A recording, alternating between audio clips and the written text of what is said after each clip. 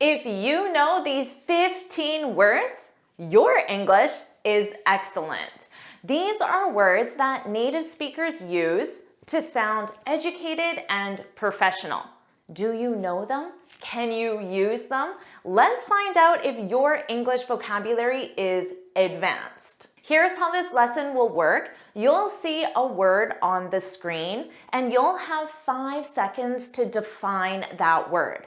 After you'll learn the definition and pronunciation, you'll review example sentences using that word, and then you'll hear real-world native speakers using that word. Welcome back to JForrest English. Of course, I'm Jennifer. Now let's get started. Number 1, do you know this word? Grim. Grim. Repeat after me. Grim. This is an adjective that means extremely bad, worrying, or without hope. The news about the economic downturn was grim. His expression turned grim when he heard the bad news. The weather forecast this weekend looks grim. Don't worry about writing this down because I summarize everything in a free lesson PDF. You can find the link in the description. Now let's listen to some real-world examples of native speakers using this word. Envisioning a totally different and less grim history or future. We joke sometimes that, you know, with all the grim stuff I have to deal with every day, get me in a room with some young people. Stadiums like Lusail will continue to be a grim reminder that it all came at a human cost. Number 2, do you know this one? Baffle. Baffle. Repeat after me. Baffle. This is a verb and it means to result in total confusion. The results baffled the scientists. She was baffled by his decision to quit. Notice this example sentence is in the passive voice. She was baffled by his decision. This is commonly used in the passive. You could also say phrasal verbs often baffle students, just like you. But don't worry, that's why I'm here to help you learn all of these words so they don't baffle you, so you're not baffled by them. So if you agree that I can help you learn these words, put that's right in the comments. Now let's listen to some real native speakers using this word. Entertain, provoke, and baffle audiences all over the world. But who is he? What searchers found continues to baffle people to this day. There's still a ton about nature's creations that baffle us to this day. Number 3, how about this word? Demeanor. Demeanor. Repeat after me. Demeanor. This is a noun. It's one's way of looking and behaving. Having a patient demeanor is an important quality for teachers. I'm sure you would agree with that. If you do, then put that's right in the comments. Despite his serious demeanor at work, he has a great sense of humor. The manager's friendly demeanor made the new employee feel welcome. Now let's listen to some real-world examples from native speakers. His folksy charm and grandfatherly demeanor endeared him to the media and his at-home audience. But he has this Queen's tough guy demeanor that rallies the base. If you're a leader, your demeanor is going to carry to your team. Number 4, do you know this word? Camaraderie or camaraderie.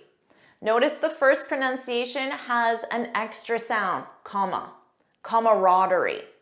The second one just says camaraderie. Most American speakers, in my experience, say camaraderie. That's the one that I personally use. This is a noun that means mutual trust and friendship among people who spend a lot of time together. The camaraderie among the team was evident.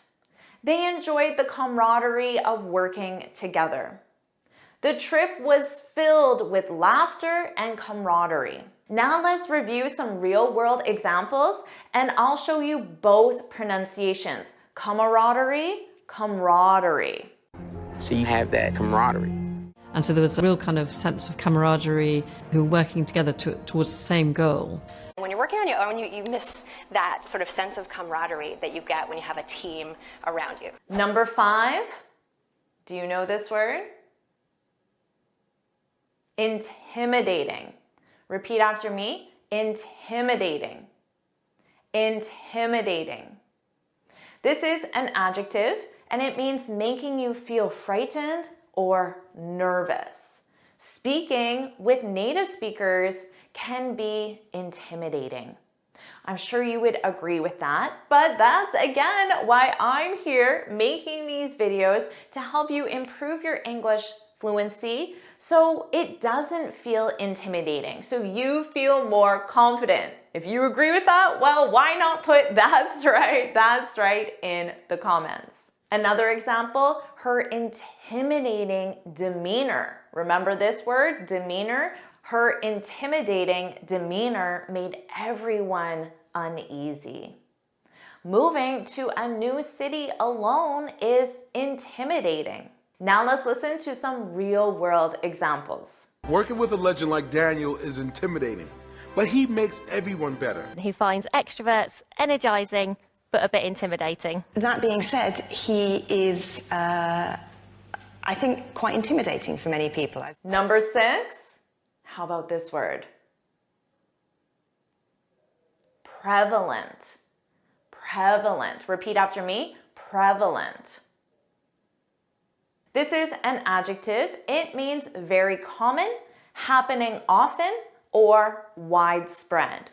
The flu is prevalent during the winter months. Smartphones have become prevalent in today's society. They're everywhere. They're widespread. They're prevalent. Droughts are prevalent in this area. Now let's listen to some real-world examples from native speakers. It's there, but it's not as prevalent as you think. Let's walk through 3 of today's more prevalent theories. The duration and technology risk that's very prevalent in 60/40 portfolios. Number 7, do you know this one? Blatant. Repeat after me. Blatant. Blatant. This is an adjective, and it's when doing a bad thing, but you're doing it intentionally or openly for everyone to see. For example, his blatant disregard for the rules got him in trouble. So he didn't follow the rules, but he did it openly in front of everyone. He wasn't trying to hide it. It's blatant that you're trying to cheat on the exam. The company was fined for blatant violations of safety regulations. Now let's hear some native speakers using this word. You would see the blatant rainforest destruction.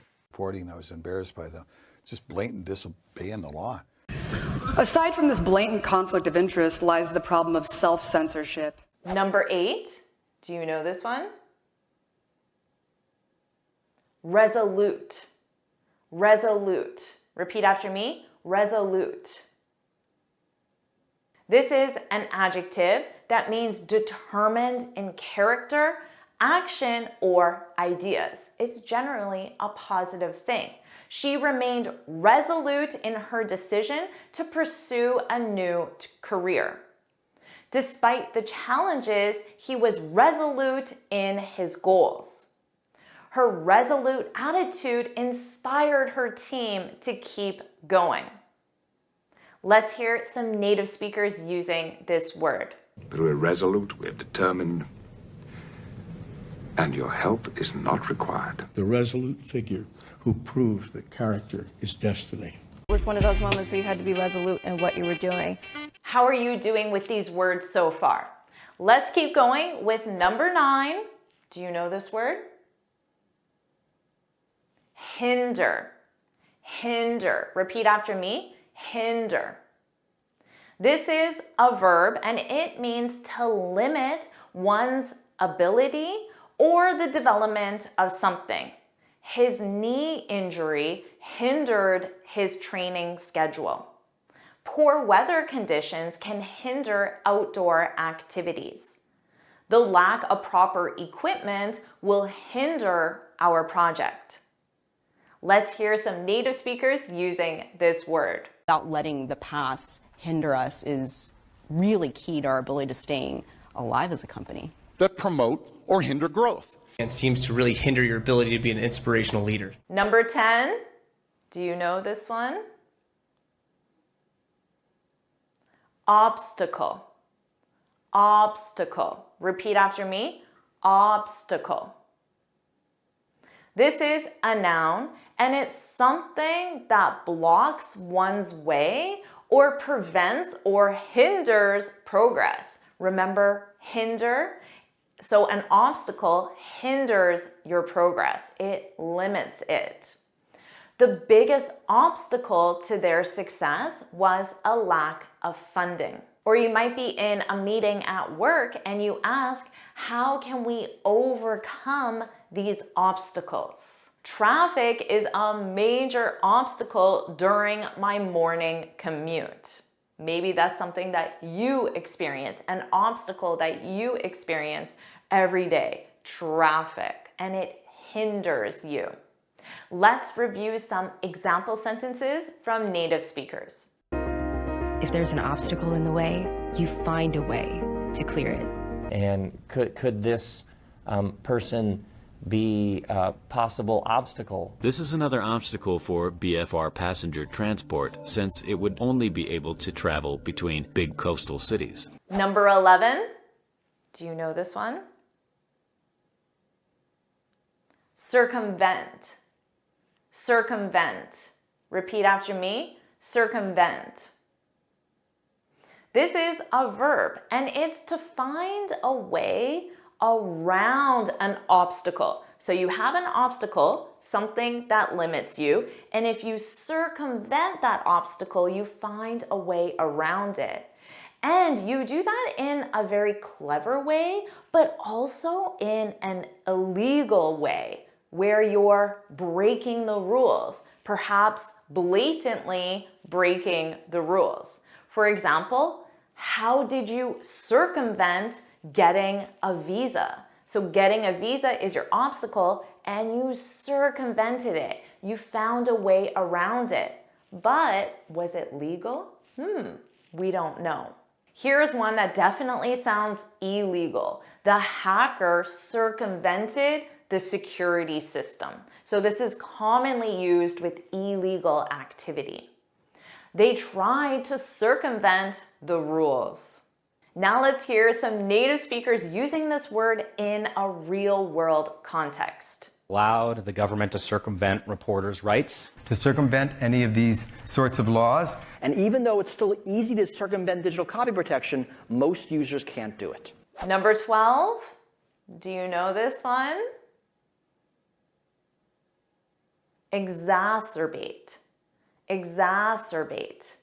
Repeat after me. Exacerbate. This is a verb, and this means to make a problem or bad situation or something negative even worse. For example, his actions exacerbated the situation. So the situation was already negative and his actions made it worse, exacerbated the situation. Her comment exacerbated the conflict. The power outage exacerbated the riots. Now let's listen to some native speakers using this word. And exacerbate small moments, turning them into fights. Would greatly exacerbate our runaway population growth problem. So changes to one affect and exacerbate the other, and vice versa. Number 13, do you know this word? Nuance. Nuance. Repeat after me. Nuance. This is a noun and it is a subtle difference in meaning, expression, or sound. This is an excellent word to use as a language learner in any language, especially English. For example, understanding the nuances of English idioms, those small differences, those subtle differences, the nuances, can greatly improve your fluency. The nuances in pronunciation, those small differences, the nuances in pronunciation can change the meaning of words. English grammar is filled with nuances. And again, that's why I'm here to help you. So put, that's right, because I'm here to help you learn and master all the nuances of the English language. So now let's listen to this word by native speakers, and you can listen to the nuances. Sometimes there's a shade of nuance or meaning that feels important and useful. That eliminates all the nuance of the normal distribution. But the answer has some nuance and can depend on where we're looking in time and space. Number 14, do you know this one? Disdain, disdain. Repeat after me, disdain.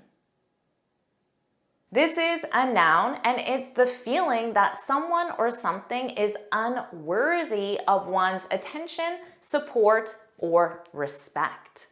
Maria's disdain for her ex-husband is blatant. Remember that word, blatant? Very obvious or clear. Her disdain, her feeling that her husband is unworthy of her attention or support, is blatant. He spoke about his competitor with disdain. Disdain for the new policy was evident among the employees. Let's listen to some native speakers using this word. There is our disdain for the status quo. The very word modesty is often met with such disdain, especially among the younger high school crowd. Have to be paid for by the taxes so bitterly disdained by the GOP. Number 15, do you know this word?